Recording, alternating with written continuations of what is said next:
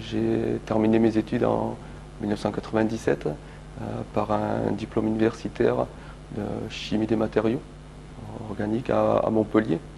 Et ensuite, je suis rentré en stage dans la société où je travaille actuellement. Donc j'ai recherché comment je pouvais faire pour évoluer au niveau professionnel, parce que je trouvais que le métier dans lequel je travaillais était passionnant.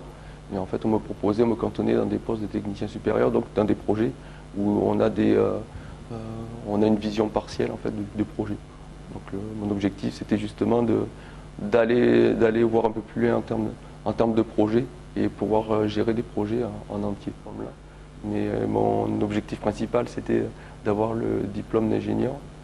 Et donc la VAE m'a permis de monter un projet.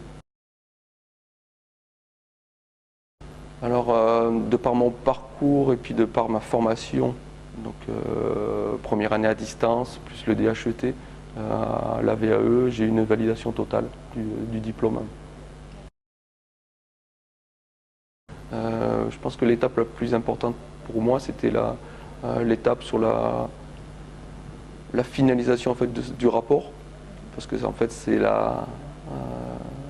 on arrive au terme de toutes ces années de formation que j'ai eu derrière. Il y a beaucoup de réflexion personnelle, il y a beaucoup d'engagement, parce que c'est des choses qui sont très intéressantes, qui formalisent bien en fait tout ce que j'attendais derrière. Quoi. Je me suis fait la remarque entre les compétences que j'avais quand j'étais technicien supérieur et celles que j'ai maintenant quand je suis ingénieur.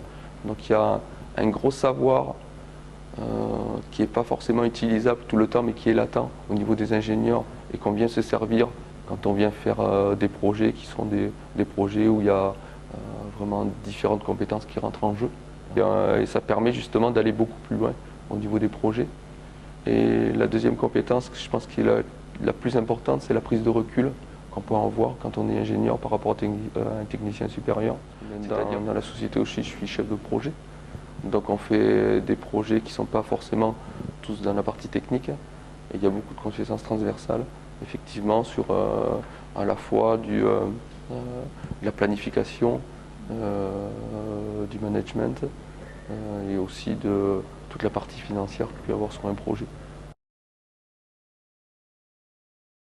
Il faut être énormément motivé pour pouvoir se lancer dans des parcours de ce type-là. Et je crois qu'il faut il faut aimer ce qu'on fait.